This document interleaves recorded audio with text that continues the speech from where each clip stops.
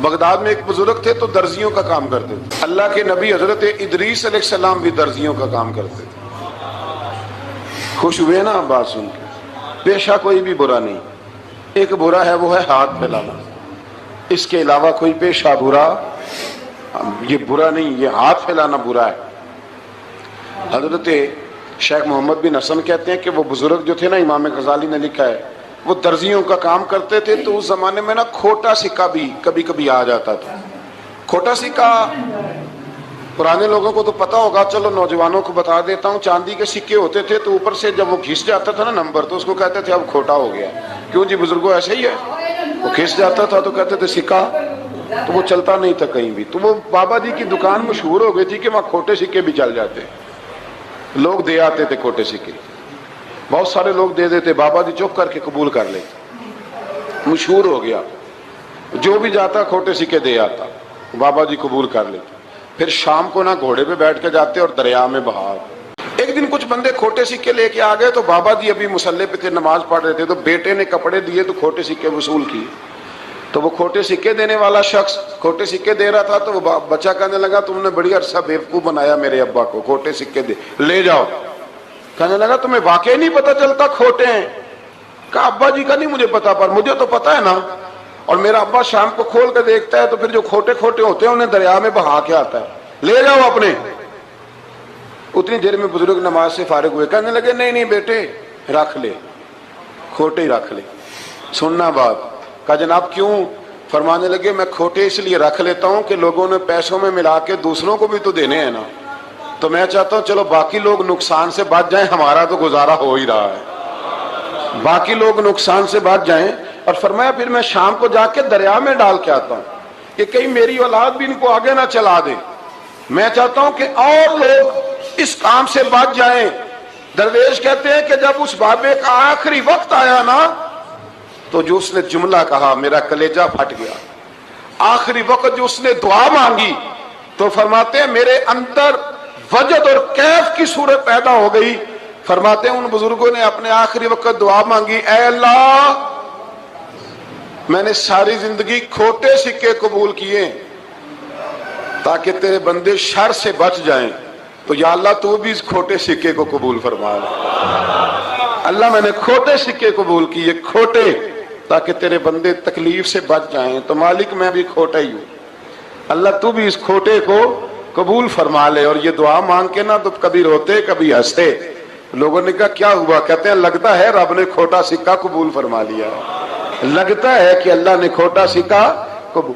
لوگوں کو تکلیف سے بچائیں. ہمارا وجود یارو مطلب کیا ہو جائے گا 2 منٹ کے لیے سمجھ لیں کیا ہو جائے گا. یعنی اگر آپ بڑے غصے سے باہر آئے اور پاپڑ بیچنے والے پہ آپ نے غصہ نکال لیا سارا، میں رات کی ڈیوٹی کر کے آیا ہوں، تھکا ہوا ہوں، اور تو پاپڑ بیچنے آ گیا، تم لوگ بڑے نالائق ہو، بدتمیز ہو. آپ نے یہ سخت جملے کہہ دیے، چپ کر کے وہ آدمی معذرت کر کے گزر گیا. وہ تو سارا دن پریشان رہے گا نا کہ میری غریبی کا مذاق اڑا. مطلب ہو کیا گیا، ہوا کیا اگر اس نے کوئی بات کر لی. اعلیٰ حضرت فاضل بریلوی کے خلیفہ تھے لاہور میں سید ابو البرکات شاہ صاحب رحمت اللہ تعالی علیہ. تو رات کو ایک شخص تراویح کے بعد حضرت سویا کرتے تھے. بہت سارے لوگ تو سو ہی نہیں پاتے رمضان کی راتوں میں، سو ہی نہیں پاتے، میں خود نہیں سو پاتا. اب تراویح سے اگر آپ 10:30 فارغ ہوئے تو 2 بجے اگر آپ کو دوبارہ اٹھنا ہے تو بیچ میں آپ کو کیا ملے گا؟ اگر آپ نے کچھ پڑھنا پڑھانا ہے، صبح درس دینا ہے، تو پھر تو آپ کے لیے بڑا اور یہ خاصا مشکل کام ہے، یہ خاصا مشکل کام ہے. آپ یقین کریں چند تفسیریں دیکھتے ہیں تو ٹائم بہت زیادہ ہو جاتا ہے. وہ پھر آگے سننے والوں پہ بھی ڈیپینڈ کرتا ہے ان کے مزاج مبارک کس طرح کے. سید صاحب رحمۃ اللہ علیہ نا عشاء کی نماز کے بعد تراویح پڑھ کے تو کچھ عبادت کی، کچھ مطالعہ کیا، صبح درس دینا تھا تو تھوڑی دیر کے لیے بوڑھے آدمی تھے، تھک گئے تو سو گئے. ایک بندہ نہ کہیں گیا ہوا تھا تو واپس آیا تو اس نے دروازے پہ دستک دی. تو سید صاحب کے بیٹے تھے، بخاری شریف کی شرح لکھی، بڑے عالم تھے، سید محمود رضوی صاحب رحمت اللہ. رضوی صاحب کہتے میں نے دروازہ کھولا، میں نے کہا ہاں جی بولو. کہنے لگا جی میں نے سید صاحب سے ملنا ہے. مفتی اعظم پاکستان تھے، وہ لاہور میں حزب الاناف ادارہ تھا، سید ابو البرکات شاہ تھے. میں نے حضرت صاحب سے ملنا ہے. تو کہا کوئی حکم ہو تو مجھے نہیں، میں نے انہی سے ہی ملنا ہے. یہ بھی بڑا مسئلہ ہوتا ہے. میں نے انہی سے ملنا ہے. چلو ٹھیک ہے جی انہی سے مل لو. تو کہتے ہیں اتنی دیر میں نا سید صاحب بھی اٹھ کے آ گئے. محمود کون آیا؟ تو اس نے کہا حضور میں آپ کا ایک عقیدت مند ہوں, تو میں کہیں گیا ہوا تھا تو ابھی واپس آیا ہوں, تو مسئلہ نا کئی دفعہ پوچھنا کرتا ہوں تو بھول جاتا ہوں, ذرا بات کی نزاکت کو دیکھنا, بھول جاتا ہوں. تو یاد آیا تھا تو میں نے کہا چلو ابھی پوچھ آتا ہوں, گزر رہا تھا یہاں سے, میں پوچھو. کہنے لگا جی پوچھنا یہ تھا کہ جس نے فرض جماعت کے ساتھ نہ پڑھے ہوں رمضان میں تو کیا وتر جماعت سے پڑھ سکتا ہے؟ مسئلہ پوچھنا تھا. علامہ محمود رضوی صاحب کہتا ہے مجھے بڑا ہی غصہ آیا. میں نے کہا کہ پتہ نہیں کوئی اس وقت مشکل آ گئی ہے جو رات کو آیا ہے. کسی وقت انسان رات کو طلاق دے بیٹھتا ہے, کوئی ایسی بات ہو جاتی ہے تو عالم کے دروازے پر, یہ تو عام سا مسئلہ ہے, سویرے بھی پوچھ لیتا. اتنی تکلیف دی اس نے, کتنی بڑی اذیت ہے. اور ایسے ہوتا ہے, ہم نہیں احساس کرتے کہ یار تھوڑا سا دیکھ لیں, ماحول کو دیکھ لیں, طبیعت کو دیکھ لیں. مجھے بڑی اچھی طرح یاد ہے کہ میں نے ایک دفعہ نا ایک عالم سے مسئلہ دریافت کیا, وہ ہمارے استاد تھے, تو مجھ پہ ناراض ہوئے. میں بڑا پریشان ہوا کہ پوچھی تو میں نے دین کی بات تھی, تو استاد ہی ناراض ہو گئے. استاد واپس آیا تو یہ کہنے لگے تمہیں پتہ ہے میں شوگر کا مریض ہوں. میں بڑی تکلیف میں تھا اور میں نے نماز کے لیے میں جلدی کیوں اٹھ کے چلا گیا تھا, میں نے ایک روٹی کھانی تھی, مجھے کچھ ہو رہا تھا. تو اب میں اگر تجھے انکار کرتا, دین کی بات تھوڑا دیکھ لیا کرو, مزاج کو سمجھ لیا کرو, تم سمجھتے نہیں, احساس نہیں پیدا کرتے. وہ بڑی اس وقت چیز سمجھ میں آئی کہ کچھ چیزیں ایسی ہوتی ہیں ہر وقت انسان ایک موڈ میں نہیں ہوتا. آپ سمجھیں, بہرحال جو بات کرنا اس کو سمجھیے گا. تو وہ کہتے ہیں کہ سید صاحب نے اس کو کہا, میں بات ختم کرنے لگا ہوں, کہا کہ وہ اگر نہیں نہ پڑھے فرض جماعت کے ساتھ تو بہتر یہ ہے کہ وتر بھی جماعت سے نہ پڑھو. وہ بندہ مطمئن ہو کے چلا گیا. سید صاحب اپنے کمرے میں چلے گئے تو علامہ صاحب کہتے ہیں مجھے بڑا غصہ آیا. میں نے اس کو بلایا, میں نے کہا کہ کیا تیری جان کے مصیبت میں آئی ہوئی تھی, اسی وقت ہی مسئلہ پوچھنا تھا, اسی وقت ہی پوچھنا تھا, دن نہیں چڑھنا تھا, یا تجھے حضرت اسرائیل بتا گئے تھے کہ تیری آخری رات ہے؟ کہتے میں نے پورا غصہ نکالا اس کا.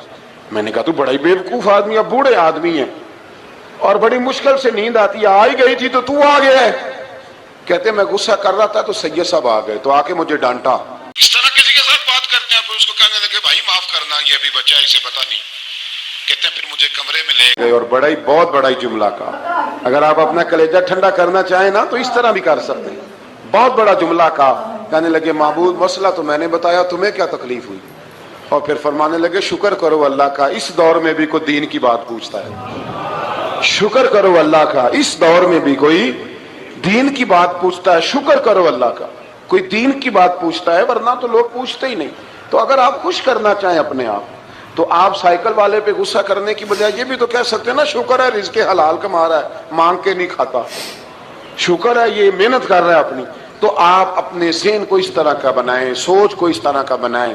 آج اس جمعے میں ہم نے ارادہ کرنا ہے کہ ہم نے آسانیاں دینے کی کوشش کرنی, ہم نے لوگوں کو تکلیف نہیں دینی, ہم نے کسی کو آزمائش میں مبتلا نہیں کرنا, ہم نے کوئی ایسا کام نہیں کرنا جس کی وجہ سے لوگ سمجھیں کہ یہ آدمی بوجھ بن گیا.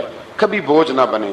یارو کتنا بدبخت ہے وہ آدمی جس کے مرنے کی لوگ دعا مانگے, اس کے مرنے کی. حضرت عبداللہ ابن مبارک کے پڑوس میں ایک یہودی رہتا تھا, یہودی تھا, یہودی. حضرت عبداللہ ابن مبارک مکان بیچنے لگے. حضرت عبداللہ ابن مبارک کا پڑوسی مکان بیچنے لگا, وہ یہودی. تو کہا تو کہا کتنے کا؟ 2000 دینار کا. 2000 دینار. تو انہوں نے کہا کہ اس گلی میں اس محلے میں تو 1000 دینار کا مکان ہے, تو تیرا 2 کا کیوں ہے؟ کہنے لگے 1000 میرے مکان کا اور 1000 عبداللہ ابن مبارک کے پڑوسی ہونے کا, اس لیے کہ اتنا شاندار پڑوسی تمہیں کبھی نہیں ملے گا جس کی ہم نے کبھی آواز ہی نہیں سنی. 1000 روپیہ لوں گا ان کے پڑوس میں جگہ دینے کا, 1000. تو شخص کہنے لگا یہ تو نے عجیب بات کر دی, حالانکہ تو یہودی ہے, یہ تو نے عجیب بات کر دی. تو کہنے لگا 3 دن میری گلی میں آ کے رہ, تو دعائیں مانگے گا کہ یا اللہ میں یہیں رہنا چاہتا ہوں. وہ دعائیں مانگے گا کہ اتنا اچھا انسان, اتنا خیال رکھنے والا, اتنا کسی سے پیار کرے. اور یارو چھوڑو, مزدور بن جاتے ہیں. شیخ سعدی کہا کرتے تھے جب سے مخدوم بنا ہوں نا, لوگوں سے خدمت کرانے لگا ہوں, مزہ ہی نہیں آیا. مزہ تو تب آیا ہے کبھی نانی کی خدمت, کبھی دادی کی خدمت, کبھی ابا کی خدمت, کبھی اس کی خدمت. کہتے ہیں وقت گزرا تو پھر استادوں کی خدمت, پھر اللہ نے موقع دیا تو پھر پیروں کی خدمت، اور کہتا ہے میرا تو دل کرتا ہے میں مریدوں کی بھی خدمت ہی کروں، میرا تو دل کرتا ہے میں شاگردوں کی بھی خدمت ہی کروں۔ کہتے ہیں جو مزہ خدمت میں آیا ہے وہ خدمت کرانے میں، یہ مزہ بھی لینے کی کوشش کریں۔ آج نا مخدوم بڑے ہی بن گئے ہیں، مخدوم بڑے ہی بن گئے، کس کس کی بندہ خدمت کرے؟ تو اس طرح کریں، کچھ خادم بھی تو پیدا ہونے چاہیے نا، کچھ خادم بھی پیدا ہونے چاہیے۔ مہمان خصوصی بڑے ہو گئے، کوشش ہونی چاہیے کچھ عام سے بھی مہمان بنے، عام سے بھی، جو خاص مہمان نہ ہوں، جن کا ارادہ ہو کہ نہیں ہم نے پیار ہی بانٹنا ہے۔ دعا ہے رب کریم کی بارگاہ میں اللہ خوبصورت دین پر خوبصورتی سے